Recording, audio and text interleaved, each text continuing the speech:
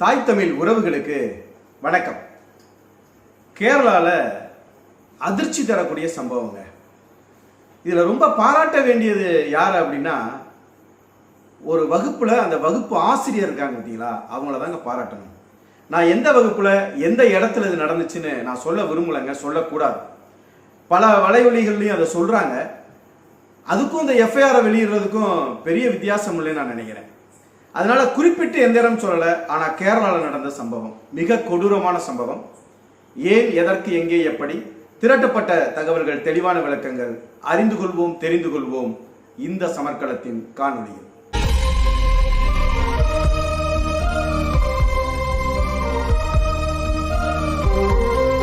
கேரளா அப்படின்னு மட்டும் நான் சொல்ல விரும்புறேங்க.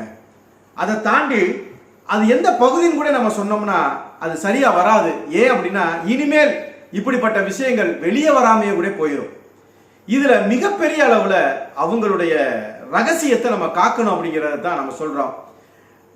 ஒரு வகுப்பு, அந்த வகுப்புல எப்பயும் போல பாடம் எடுத்து கொண்டு இருக்கக்கூடிய ஆசிரியர் தொடர்ச்சியாக ஒரு மாணவியை கவனிச்சுக்கிட்டே இருக்கிறாங்க. உளவியல் ரீதியாக அவ ஏதோ பாதிக்கப்பட்டிருக்கா அப்படிங்கிறது மட்டும் அந்த ஆசிரியருக்கு தெரிய வருது.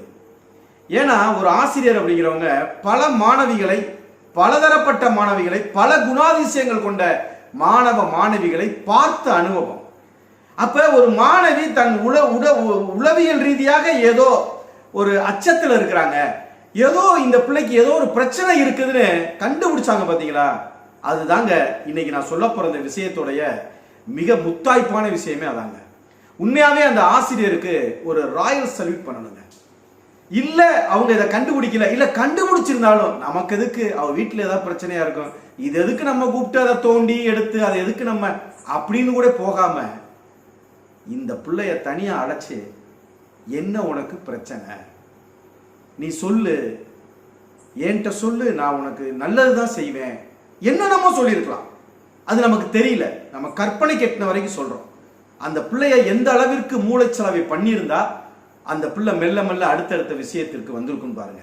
அதுவும் மிக குறிப்பா அந்த ஆசிரியர் செஞ்ச மிகப்பெரிய காரியம், இதை விட மிகப்பெரிய காரியம் தானே கூட அதை டீல் பண்ணாம CWC என்று இருக்கக்கூடிய, இதற்கென இருக்கக்கூடிய ஒரு கவுன்சிலிங் அங்க கூட்டிட்டு போய் அந்த பொண்ணுக்கு மன ரீதியான ஆலோசனையை கொடுக்கக்கூடியவங்கிட்ட கொண்டு போய் ஒப்படைச்சாங்க பாருங்க.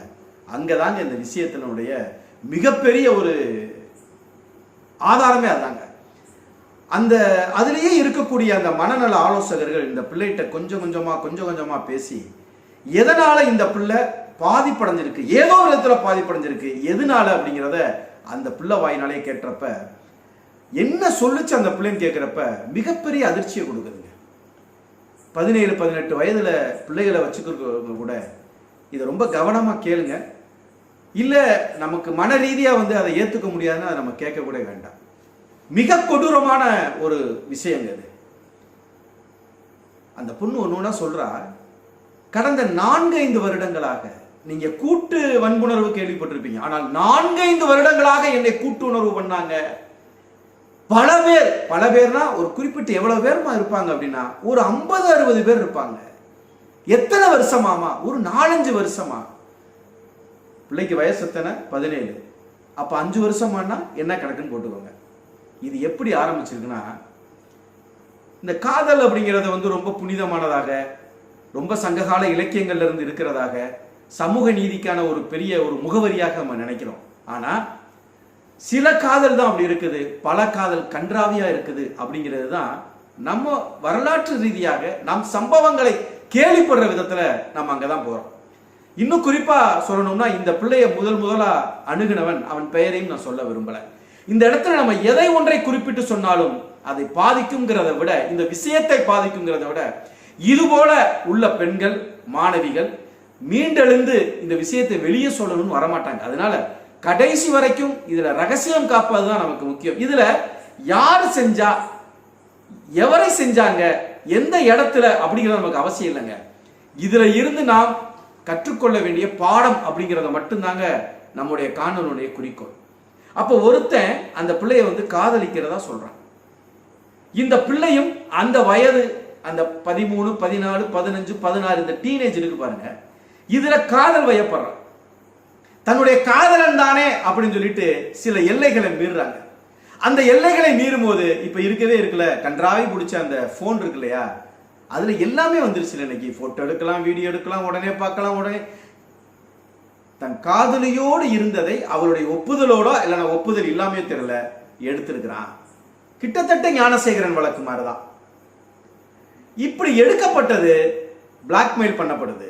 எப்படின்னா, தன்னுடைய நண்பனுக்கு அடுத்தது இதை மிரட்டி, இந்த காணொளி வைத்து மிரட்டி வெளியே சொல்லிடுவேன், உங்க அம்மா அப்பாட்ட போட்டு காமிச்சிடுவேன், சமூக வலைதளங்கள்ல பரப்பிடுவேன். இன்றைக்கு காம கொடூரர்கள் பயன்படுத்தக்கூடிய இரண்டே ஆயுதம், ஒன்று அலைபேசி, இன்னொன்று பிளாக்மெயில். இவ்வளவுதான். இதுல முடிஞ்சிருது எல்லாமே. பல பேருக்கு இதை சப்ளை பண்ணக்கூடிய நிலைக்கு வந்துருச்சு.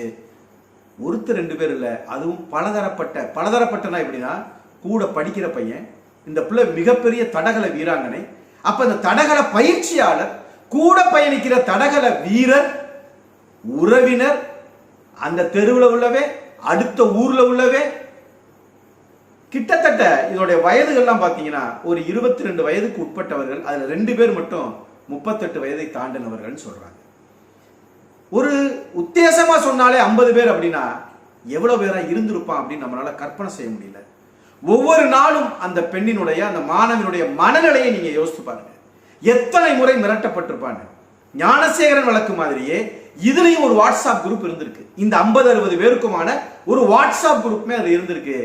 அதுல ஒவ்வொருத்தரும் போறப்ப எல்லாம் காணொலி எடுத்து அந்த வாட்ஸ்அப் குரூப்ல போட்டு மகிழ்ந்திருக்காங்கன்னா இது எவ்வளவு பெரிய ஒரு கொடூரமான ஒரு காம கொடூரைன்னு பாருங்க.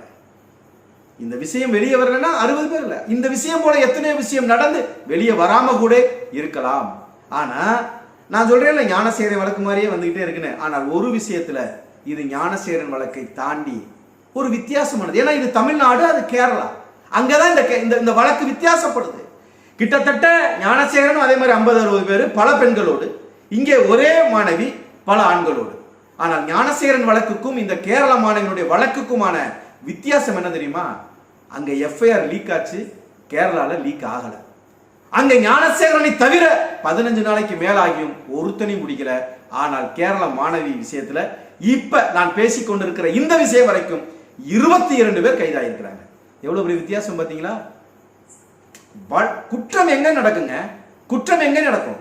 தமிழ்நாட்டில் மட்டும்தான் காமம் பிடிச்சவன், கன்றாய் பிடிச்சவன் இருப்பான் நான் சொல்லல, எல்லா இடத்திலும் நடக்கும். ஆனால் அந்த குற்றங்களுக்கான பின்விளைவு இருக்கு பாத்தீங்களா, அந்த வினை இருக்கு பாருங்க. ஒருத்தனை தவிர 15 நாட்கள் கழித்து எவனையும் முடிக்கல. ஆனால் ஒரே நாள்ல கேரள மாணவி 12 பேர் அது சம்பந்தப்பட்டவங்களை, இதுவரைக்கும் 22 பேரை கைது செய்ததா தற்போது வந்த தகவல். அப்படின்னா ரெண்டுக்கும் உள்ள வித்தியாசத்தை உணர வேண்டும். நாம காட்டுறது வித்தியாசத்தை காட்டுவதற்காக இந்த காணொளி அல்ல. அப்படிப்பட்ட காவல்துறையாக தமிழ்நாடு காவல்துறையும், அப்படிப்பட்ட ஆட்சியாளராக தமிழ்நாட்டு ஆட்சியாளர்களும் இருக்கணுங்கிற ஆசை ஒரு சாதாரண மனிதனுக்கு தோணுறது தான். இந்த இடத்துல காவல்துறையும் அந்த ஆசிரியரும் கொண்டிருக்கக்கூடிய அந்த பணி இருக்கு பாருங்க, இதுதாங்க அடுத்து இதுபோல் நடக்காமல் இருப்பதற்கான ஒரு உத்வேகம், ஒரு மிகப்பெரிய காரியம்னா அதுதான். ஆசிரியர் தன்னுடைய பணி பாடம் சொல்லி கொடுக்கிறது மட்டும்தான் அப்படி நினைச்சு நகண்டு போயிருந்தாங்கன்னா இந்த விஷயம் வெளியே வந்திருக்காது. காவல்துறை யாருக்கோ ஒருத்தருக்கு நடந்துச்சு, இந்த பின்னணியில் இருக்கிற எவையிட்டே காசை வாங்கிட்டு இதை அப்படியே தட்டி கழிச்சிரும் நினைச்சான்னா இதை பண்ணிருக்க முடியாது. அந்த ஆசிரியருக்கும் அந்த காவல்துறைக்கும் தான் நாம நன்றி சொல்லணும், அவர்களை தான் நாம வணங்கணும். சம்பந்தப்பட்ட தயவு செய்து எந்த வலையொலிகளும் தயவு செய்து அந்த ஊரின் பெயரை கூட, சில பேர் அந்த காதலனுடைய பெயரை பதிவிடுறீங்க, அந்த மாணவியினுடைய பெயரை இது வரைக்கும் யாரும் பதிவிடல. காதலனுடைய பெயர், அந்த ஊரு, இது தேவையில்லை, இது தேவையற்றது நான் நினைக்கிறேன். ஏன் அப்படின்னா இது போல ரகசியங்கள் வெளிவரும் பட்சத்துல இது போல பாதிக்கப்பட்டவர்கள் வெளிவர மாட்டாங்க. இப்ப இந்த பிளாக்மெயிலுக்கு அந்த புள்ள ஆட்பட்டு போறது காரணம் என்ன? வெளியே தெரிஞ்சிடும், நம்ம வாழ்க்கை போயிடும், அதுதானே, அசிங்கமாயிரும், இதுதானே. அப்புறம் இதையெல்லாம் தாண்டி ஒரு மாணவி உறுதியாக இந்த விஷயத்தை வெளியே கொண்டு வர்றாங்கன்னா அவங்களுடைய அடையாளங்களை மிக மிக ரகசியமாக வைத்திருப்பதுதான் ஒரு நாகரிகமான செயல். இதுல இருந்து நம்ம தெரிஞ்சுக்கக்கூடிய பாடம் என்னன்னா, நம்முடைய பிள்ளைகளுக்கு சரியான ஒழுக்கத்தையும் சரியான நல்லொழுக்கத்தையும் சரியான விதத்துல அவர்கள் எந்த வயதுல எப்படிப்பட்ட விஷயங்கள்ல விழுந்துருவாங்களோ, எப்படிப்பட்ட விஷயங்களுக்கு அவங்க பயந்துருவாங்களோ அதை தெரிந்து கொண்டு அதை சொல்லிக் கொடுத்து வளர்க்கக்கூடிய பெற்றோர்களாக, ஒருவேளை அப்படி நடந்து விட்டால் அதை வெளிக்கொணர கொஞ்சம் கூட அச்சப்படாமல் நடந்து கொண்டிருக்கிற தவறு அந்த தவறுக்கு மேல் தவறு நடந்து விடாமல் இந்த தவறோடு முடித்துக் கொள்வோம் என்றால் உறுதியாக இந்த விஷயத்தை வெளிக்கொணரக்கூடிய தைரியமும் அந்த ஒரு உறுதித்தன்மையும் ஒவ்வொரு பெற்றோருக்கும் இருக்கணும். எந்த ஒரு மாணவியும் இந்த மாதிரி பிளாக்மெயில் அப்படிங்கிற விஷயத்துக்குள்ள நீங்க போயிட்டீங்க அப்படின்னா அதற்கு எல்லையே கிடையாது. இப்ப பாருங்க, இந்த மாணவிக்கு 5 ஆண்டுகளாக தொடருதுன்றாங்க. 5 ஆண்டுகளாக தொடர்கிற இந்த விஷயத்தை முடித்து வைத்த அந்த ஆசிரியருக்கும் உடனடியாக அந்த 50-60 பேர்த்துல 22 பேரை கைது செய்த அந்த காவல்துறைக்கும் சமர்க்களத்தின் ராயல் சல்யூட். நன்றி, வணக்கம். இது சமர்க்களம், சமரசமற்ற தமிழ் தேசிய ஊடகம்.